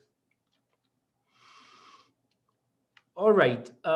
So otherwise, you see, this is it, right? This is just a recursive function. Then they're like the base cases. Of course, you need to get them in the right order and things like that. So this means, for instance, this scene here means that this literal is actually in the clause. But of course, like at recursion depth 0, you cannot do that because you can then always remove a literal. So you need to guard this scene here by that the depth is larger than 1, right? But these two are pretty clear, right? If you cached before this literal and it was poisoned, then you cannot remove it. If it's removable, you don't need to search it. And this way you get a linear algorithm. Okay, this is what I wanted to say about this minimization. Are there questions on that? There is a question in the Q&A. Yeah, okay. There's a question. Why does n block change the reasons? This one? Yeah, this is the latest thing I did this morning. So n block. Okay, so maybe I should actually go to the place where this is explained in the code. So just for you also maybe to see that I really make an effort to make this understandable, right? I should say that's a question by Matthias Fleury. So okay, then he mention the names of everybody of course, else. then yeah, he's the probably the one who knows most about it. It's about this comment, okay? In so actually when you watch clauses, right? So you need to. So I explained these blocking literals in the video, right? And these blocking literals are kind of kept in the watcher stack. And all right, so I'll have now, since I prepared it, I could. Sorry. I could just draw the watcher stack so you see what I mean, right? So the watcher stack would have here the blocking literals and here the clauses.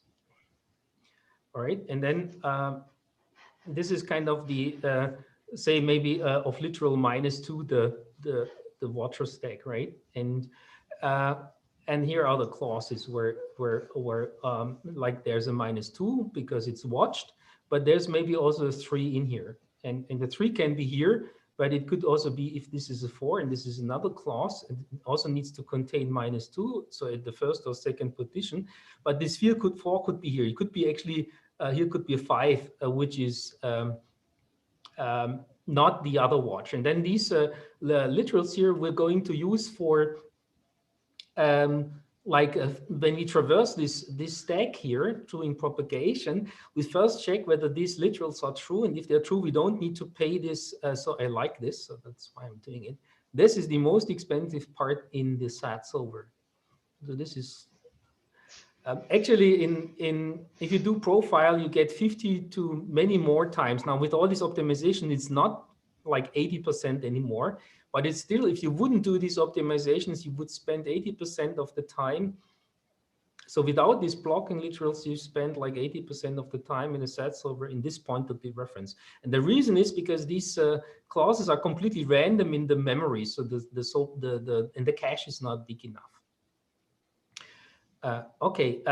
However, now, and that's the thing I want to explain, what if there's a clause which is only like -2 and 4? Right, so you would have here also 4, and you point to that clause. Then you actually don't need this clause. You can completely forget that, because if you know that this is binary, so you mark this as binary. And all right, and the reason is because you know it's binary, you don't need to go here. You only need to check the value of 4. And if 4 is true, right, you can ignore it. If 4 is false, you found a conflict. If 4 is unassigned, you assign 4. And you can make this to an extreme, so that you actually completely remove those binary clauses. And that's what this thing is about. So now I don't find my other window anymore. Okay. And now if you don't have these clauses anymore, these binary clauses, and you still want to have your minimization function not change, right? So this thing just assumes here in the recursive call that I have a clause, right? So this reason here is a clause. And but you don't have a clause, right? Then you need to kind of have a kind of a globally allocated clause somewhere in the solver, which always is used for this purpose, and just reads this literal and this reason, which is not a clause but actually the other literal, and puts that in that clause, and then you can iterate it as if it would be a real clause. That's the argument. I call them literal clauses. Yeah. Okay.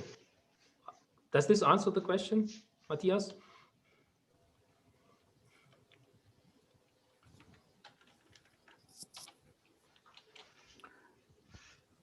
Can I ask another question, yep. If you don't mind? You mentioned something about subsumption resolution, right? And I missed that discussion for some reason. So was the finding that a lot of the clauses that are learned by a CDCL SATSolver lend themselves to subsumption resolution? Is that the finding? That it so happens that there is a overlap. Yeah, so I didn't prepare this, but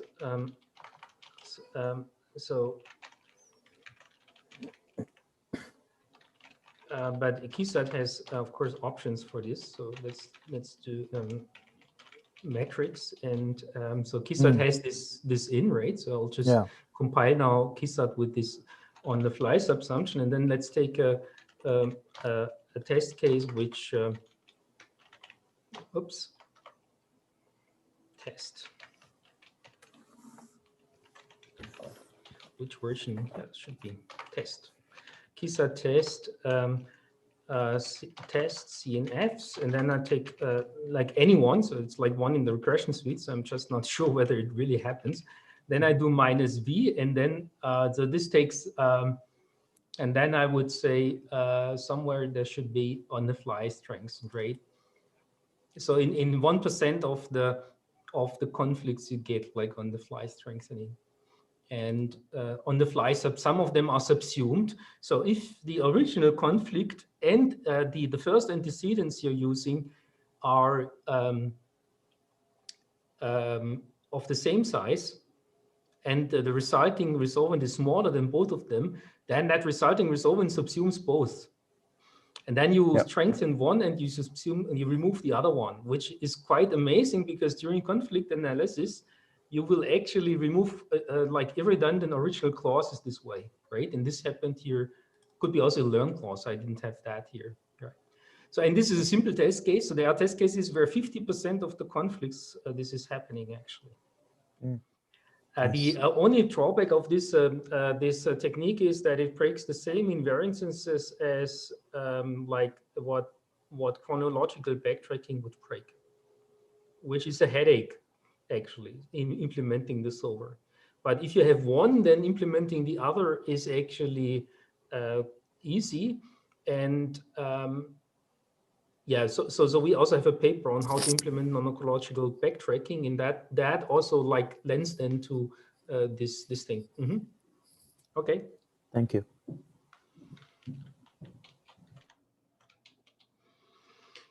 Okay, so one thing I want to show you, this I'm doing on my other machine, is like so I'm happy if somebody else would add things to this, and of course it would be cool to add them with a preprocessor.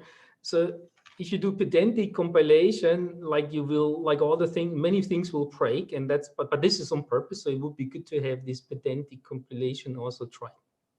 All right. More questions? Otherwise, Well, actually, I have one more question. So it would be cool to kind of do a study of this subsumption resolution with respect to different categories. Like, do we see more of this from verification instances versus hard combinatorial instances that are known to be hard, or crypto instances, etc.? Like, what is the difference?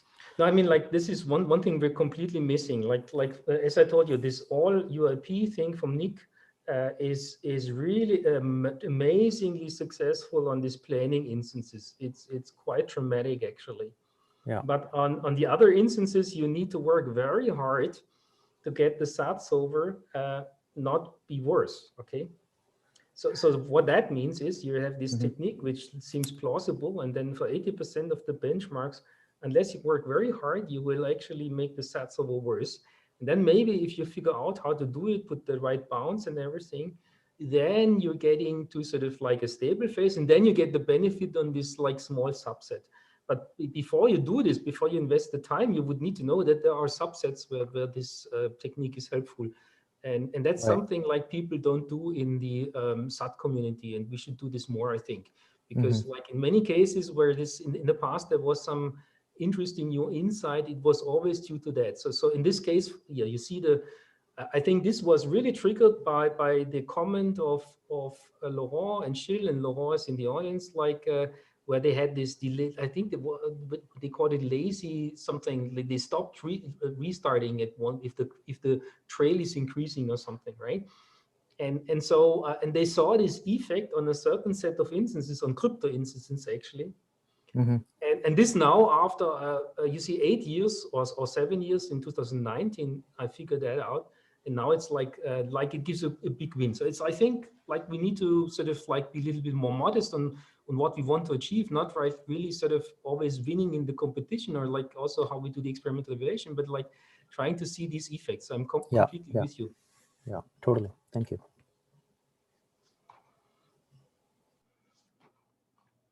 Okay.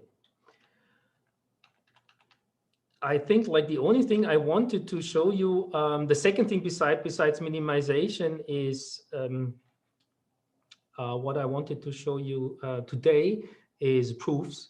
And for that, I'll just go very fast over the history, and I also don't have time to talk about technical details, but I'm happy to explain something if somebody is interested.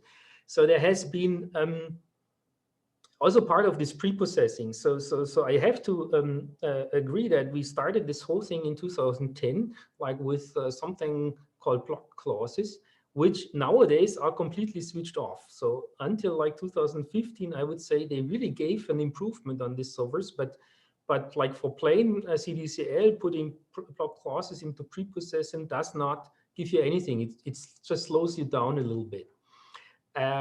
But this whole line of research started with that thing in 2010, and then we added lots of other sort of redundancy properties, and then at the end led to many cool results in our domain, and I'll highlight some of them. So mine has these really huge proofs, and also related to this is, of course, this work on certifying the output of SAT solvers, which is also a big thing which happened in the last 5 years. And again, I don't have much time to say explain that, so I just want to give you a flavor on this thing, and maybe with an example. So here's a CNF, which is the CNF I used actually in the CDCL part on. This is the full CNF with over 3 variables. It's unsat, and if you run like picosat, an old SAT solver of mine, on these, you get this format. This thing had, like, here are just the original clauses, and you see this because the 2 zeros here, but otherwise they're just like the same.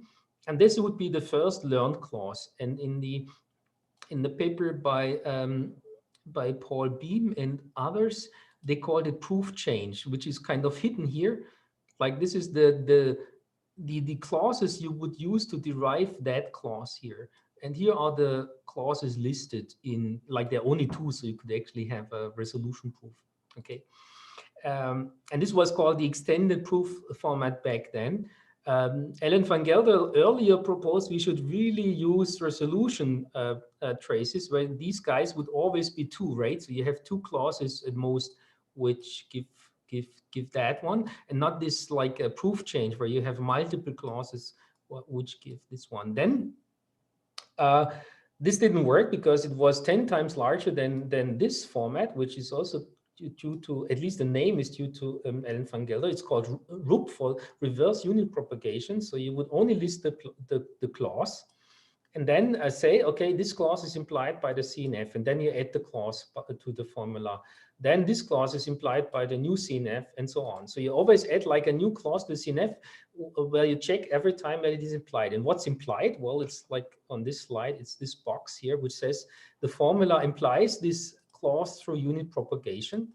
And the way you check it with the SAT solver is you take the negation of this clause and you propagate it. And then if this leads to a conflict, then you say it's unit propagated. Okay, and this is much more compact than this one here. However, it slows down the solving quadratically, because you sort of, the solver here keeps on throwing away clauses. So maybe I should show you this later, and therefore the learning accumulates more and more clauses, and the solver throws them away quite aggressively, actually. I remember Laurent made this comment also once, like 95% of the clauses in a typical run are really are thrown away all the time, kind of garbage collected. And therefore, this should be also done by the proof checker, because it's otherwise getting too slow. And then Marijn Heule had this idea: why don't we just add those clauses which are deleted into the proof trace? So this trace with the D here has exactly the same meaning as that one, except that you're throwing away clauses. So F gets smaller. And of course, like, if you're only interested in your notations, you can drop clauses anytime. You just need to make sure if you drop these 2 clauses in order to derive this clause, you cannot use these 2 clauses anymore. And this then leads to proof checking, which is really almost in the same order as the original proof generation. And I want to show you this with a demo, so that you get a flavor of that one. That's what I hacked like 2 hours ago. Oops, CNFs. So this is our, of course, like, now you can do this with all the different, but let me do it with the standard configuration. All right, so this is 4,600 conflicts, and yeah, so like, and it had actually 6 reductions. So for those of you who watched the video, these reductions are these minuses here. So and altogether it had like 4,000 conflicts, but at the end only 3,000 remain. This will become much more dramatic for longer runs, but typically it's in Minisat, for instance, this will always be almost will be not much different. Since we have glucose, this could be a square root of this number. So it's still kind of not sort of logarithmic or something, but you throw quite away clauses quite aggressively. Okay, and now we can dump this proof here to standard out. The second argument, as you probably saw by, maybe I should say, sorry. The second argument here is the proof, where you want to start a proof. And of course, if you give it like a temp proof, then you have this proof here. Okay, what do you do with this one? Well, you can check it. So you take a proof checker like trot trim, and then it says verified. Or you take, I have another one, and there are many ones now which do this, and you can do this. But you can also just look at the proof, and this is the ASCII version. So in the competition, there's a binary version, but that's not useful for us here. And so what I want to show you here are these D lines. So these D lines are just the places where such a reduction takes place and you throw away clauses. So these are properly now satisfied clauses, because you usually would not throw away binary clauses. But of course, if they're satisfied, then you throw them away. And these other lines here, these are clauses which were learned, right? And so on, right? So you also see a little bit like what the CDCL solver does, right? So there's like a long clause now, and there are instances where it is getting really long. So this is, of course, a small, because it's part of my regression suite. If you do it on real programs, it will be small. Now we can have these, okay? And then at the end, of course, you get the empty clause, right? So there's like a unit learned, another unit learned, and at the end, we find the empty clause, right? And at this point, the proof checker checks that all the clauses before, without those D clauses, just by unit propagation, give you a conflict. Okay, so this is the most important part, which I want to show in case you haven't seen that. So that's why I want to take like questions for this one, because if you haven't seen these practical proofs, that might be interesting. So you're wanting to say, that this Drup proof format is more compact than a complete resolution trace, right? And it also enabled other research in newer proof systems. Yep, exactly. This is what would be the rest of the talk, which I don't have time, but exactly. But there's like one thing also, like this is not the end here. Also from a practical point, now we have a DRAD, and actually turns out that now we go back a little bit again, because this thing where you have the extended trace is way faster to check, right? And so actually the LRAD, which is kind of this thing combined with the Ds, is sort of what you probably want in applications, where you keep the chains, which makes it harder for the SAT solver to produce them. Currently, what's done is like trim, like the tool we saw, would take this proof and then produce something like that automatically. And then you don't need to trust trim, because you can later check this proof. The reason you call it RUP, reverse unit propagation, is it because you do when you produce these clauses, you do a unit propagation and negate it and unit propagate and derive false? Is that why? I mean, okay. Yeah. Yeah, so there are lots of different names for this one. This RUP is due to Ellen van Gelder. We called in other papers AT for asymmetric tautology, which also has a long history. So again, I refer to the preprocessing chapter where we even explain this history. And so it's kind of implied clauses by the formula through unit propagation. These are ATs. And so this, what you can think of a CDCL solver is just adding clauses like that. You always find a clause which is implied by the formula through unit propagation, and you just list them. This is what this RUP format does. And then you need the D in order to check it fast. There's also some other things which you might find interesting. You find it in papers. This is actually multi-set. For really making this precise, you want to have a multi-set semantics of these clauses. Also, in particular, if you want to merge proofs with this format. So like from going to here also makes things a little bit more difficult, but that's not the end, as I said. So we probably want to go back and actually do these extended traces nowadays. And these are also the one which are checked by these proof checkers actually here down here and like newer papers.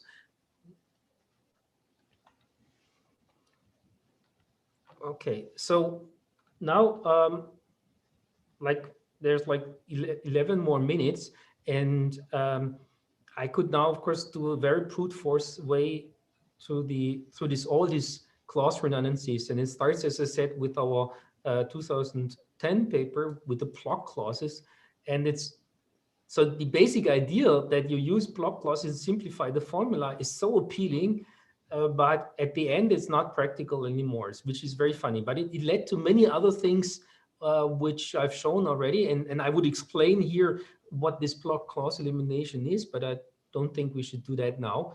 And then we went to this RAC thing, which is already also 8 years and became now the standard for the SAT competition. So this is more general, and in principle, if you allow new literals even as powerful as extended resolution, and there have been interesting papers like 2 years ago. And as I said, like for this whole history of doing that, we got a very nice award, even though from a practical point of view, this original work, this block clause is not useful anymore, at least nowadays. So and yeah, Benjamin Kiesel here got a nice thesis with lots of best papers on this one. This was his first paper. And yeah, one thing I'm particularly proud of is this thing, and we don't know who actually came up with this, but I remember the day when we drew this thing on the blackboard, and it's kind of the most general redundancy property you want to have in that's what we said back then for CNF, but it's not true. Now we found like a preprocessing problem and published a paper on this that is not completely true anymore. But anyhow, so what's also interesting is that you use a witness, which is a partial satisfying assignment, to show the redundancy of a clause, right? So you're kind of doing something strange. You're kind of searching for this omega, which is kind of a SAT check, like a NP check, to show that this clause is redundant, which is a co-NP check. Okay, so this is explained in detail in this paper, and it also has this other thing I mentioned that we found, like also one of the old techniques we had in the early days of this clause thing is actually not covered by this thing, which was completely amazing to us, and we have a formal proof for that. And it's so I think we need new proof systems, and Lee Barnett, my student, and I are working on this actually, because I think like the history, the story is not finished here with these proof systems, which, as I said before, when we wrote this thing here on our whiteboard in the office there, I thought this will be the last paper on this redundancy we're going to write, but I don't think it's true. Okay, then I have an explanation of these PR proofs, which I don't have time, and then there's like a whole sort of hierarchy of these proof systems. Yes. Is it fair? Is it fair to say? I'm trying to think of it this intuitively, and imagine that I have a formula F, and then I somehow add a clause to that formula to get a new formula, except that the clause is not implied by the formula. However, I guarantee that the original formula and the new formula are equisatisfiable. Yes. So therefore, the value here is that, imagine now, suppose you're trying to invert a hash function, okay, a crypto hash function. So we know that this is usually a hard problem, but we also know the answer because it's satisfiable. So we know that there are many satisfying assignments. So it's okay if I add a clause to the formula such that the resultant formula loses some solutions, as long as I guarantee that at least one solution is preserved. By doing so, if I can do that, then potentially I make the search much easier. And this could be a very powerful way of thinking of how you attack problems that are otherwise very hard to attack.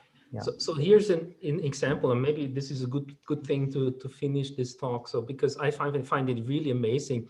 And so we came up with this PR clause, and also with this. We have an algorithm for that, which I also don't have time to explain. But maybe this is a good part to reiterate what Vijay just said. So what are these PR clauses? And it turned out we came up with these PR clauses in the algorithm I just flashed, which I don't have time to explain, which uses like an Oracle SATSolver as a sub routine, right? But this is a different story. So I just want to explain this. So we had this, and we actually got even a best paper award for this thing. And then, of course, like the reviewers asked, yeah, have you tried this on the competition instances, right? That's what you would have asked too. And then we said, yes, we tried. And out of these 500 instances from that competition, only 4 were solved, okay? Not like 4 more, no, only 4 were solved, right? But those 4 were not solved by anything else. And this is an instance of this problem here, which is called the mutilated chessboard. This was submitted to the competition by, I forgot the name, and it's an encoding of the following problem. You take a chessboard and you remove the 2 corners here, and then you try to cover it with dominoes, right? And that's not possible, right? Because you remove 2 black ones, and there's the invariant that each domino covers exactly 1 black and 1 white. So it's like, so I think this has similar flavors like these Zetin formulas. Okay, now what does CDCL do, right? So it would like place these dominoes and then get in a conflict. And then it would learn a clause. And this is already pretty powerful because it removes like a lot of these dominoes here and learns only a subset, which also removes lots of other things. So everything which is not covered here on this right-hand side would be a don't care. Okay, but you still see there's like lots of scenarios how you would need to cover to fill the whole, like try everything. Okay, now what does this CDCL do? This learns these PR clauses, these stronger clauses. Well, it would say, okay, if I have, for instance, here these 2 dominoes, you see that this situation is of course the same as if I would have these 2 dominoes here, right? Because they cover the same part of the board. And for ternary, like 3 dominoes, you also have this situation. And guess what? Marijn analyzed the SDCL solver, which I wrote, is called Satico, the output of it, and he saw these clauses sort of automatically generated by the solver. And with this insight, of course, we were able to sort of manually also craft these clauses, and they were PR clauses. You can prove that they have this omega alpha thing, and then just add all of them, right? You just do, these are not many, right? And then give the resulting formula with these added to a CDCL solver, and it solves it in no time. So I have experiments for this, I think, here. And this way, we were able to really automatically solve very hard formulas, pigeonhole 50 and these Zetin formulas. And these were the 4 benchmarks, which I told you, right? The solver just solved them. And yeah, well, Maple was able to solve some of them, but like it's very hard while this goes in almost no time. Okay, so this is maybe one insight here. All right, 3 more minutes, so I'll have not discussed these things.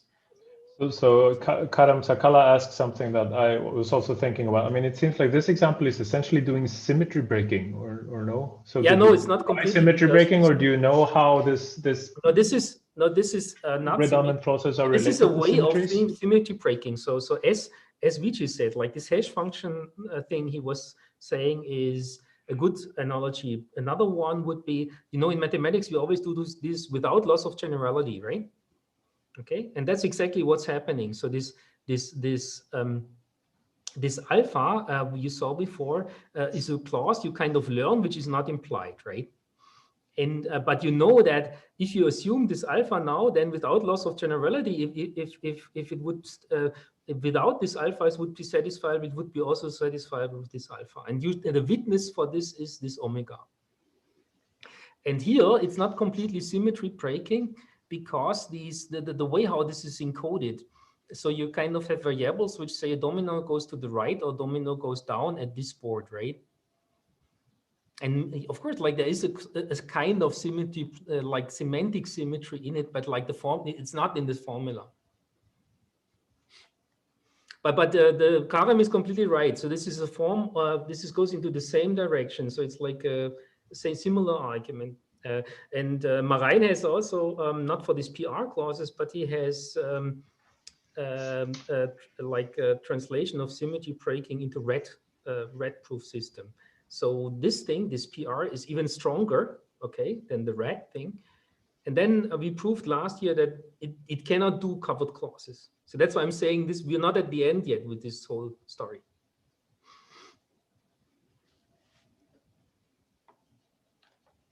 Sadly, though, we might be approaching the end of the I have 2 slides. Talk.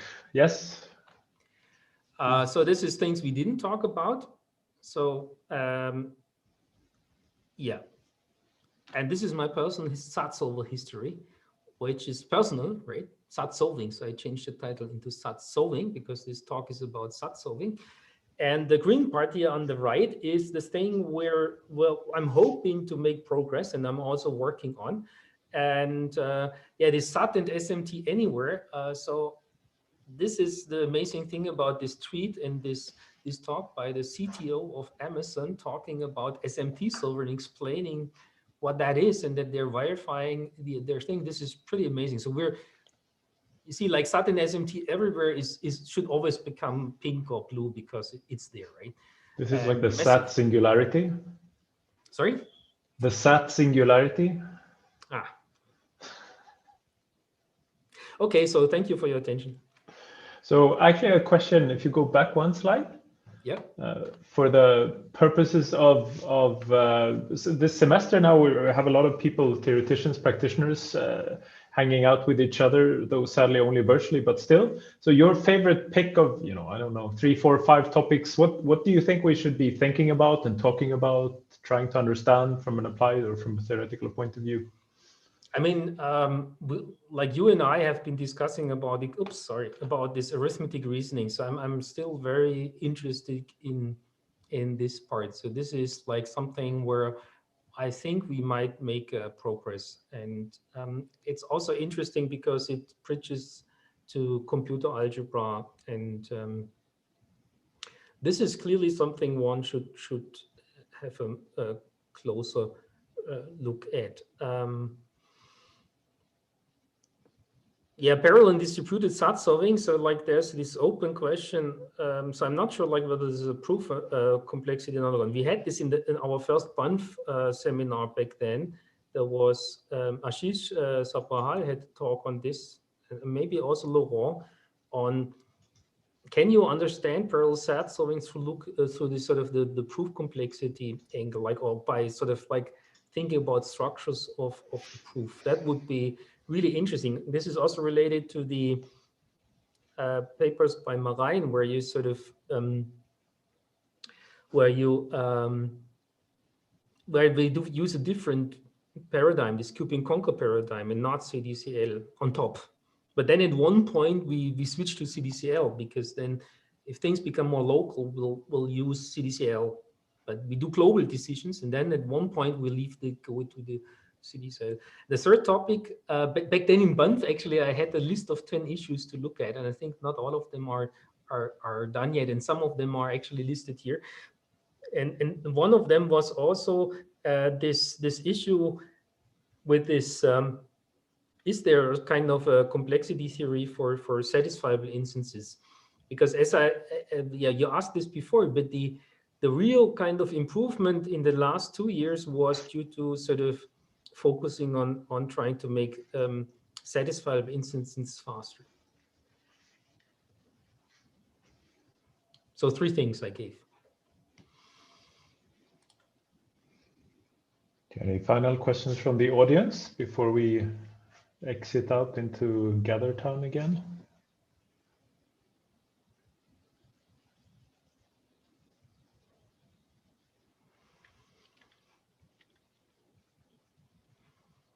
Okay. So let's see. Victor Miller asks, yes, this is an excellent question. How have you come up with the names for your solvers? Oh, SATS is easy, right? As you want to know what does the question really mean? So catechol is obvious, right? That's CDCl in it.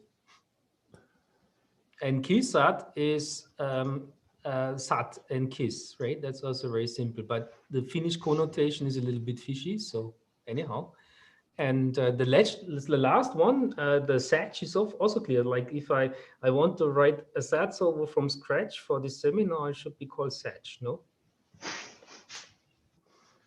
No? Okay. Yeah, I mean, Lingeling, you know the story. So one of my daughters couldn't pronounce a butterfly in German, which is a really awkward word. It's called Schmetterling. And she used a very sweet one, which is Lingeling. And so I picked the name for the solver. Okay, thank you so much, Armin.